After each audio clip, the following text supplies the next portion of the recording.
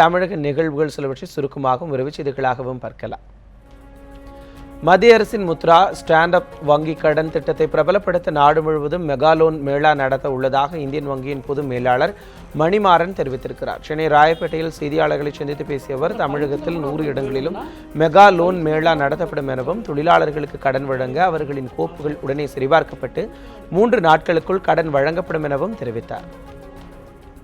திண்டுக்கல் மாவட்டம் பழனியைச் சேர்ந்த வடிவேலு என்பவர் மர்ம நபர்களால் பொதுமக்கள் முன்னிலையில் வெட்டப்பட்டார். இதில் பலத்த காயமடைந்த வடிவேலுவை அப்பகுதி மக்கள் சிகிச்சைக்காக பழனி அரசு மருத்துவமனையில் அனுமதித்தனர். முன்விரோதம் காரணமாகவே வடிவேல் வெட்டப்பட்டதாக காவல்துறையினரின் விசாரணையில் தெரியவந்துள்ளது.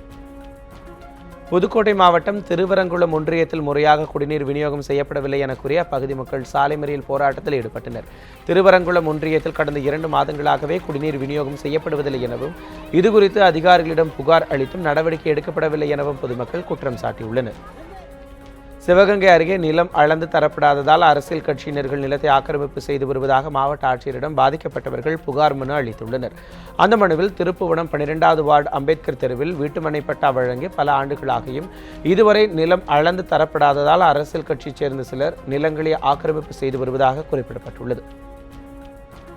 நெல்லை மாவட்டம் செங்கோட்டையை அடுத்த புளியரை கிராமத்தில் சுந்தர் என்பவர் வீடு ஒன்றில் வர்ணம் பூசும் பணியில் ஈடுபட்டிருந்த போது மின்சாரம் தாக்கி உயிரிழந்தார். இதையடுத்து சம்பவ இடத்திற்கு வந்த போலீசார் சடலத்தை கைப்பற்றி பிரேத பரிசோதனைக்காக செங்கோட்டை அரசு மருத்துவமனைக்கு அனுப்பி வைத்தனர்.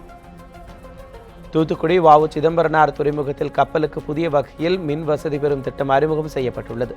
இந்த புதிய வசதியை மத்திய கப்பல் துறை அமைச்சக செயலர் ராஜீவ்குமார் தொடங்கி வைத்தார். இந்த புதிய வசதி எரிபொருள் சிக்கனம் மற்றும் சுற்றுப்புற பாதுகாப்பை உறுதி செய்யப்பட்டு நாளொன்றுக்கு 6 டன் கார்பன் வெளியேற்றப்படும் என தெரிவிக்கப்பட்டுள்ளது. தூத்துக்குடியில் கண்டெய்னரில் பதுக்கி வைக்கப்பட்டிருந்த 3 கோடி ரூபாய் மதிப்பிலான செம்மரக்கட்டைகள் பறிமுதல் செய்யப்பட்டன.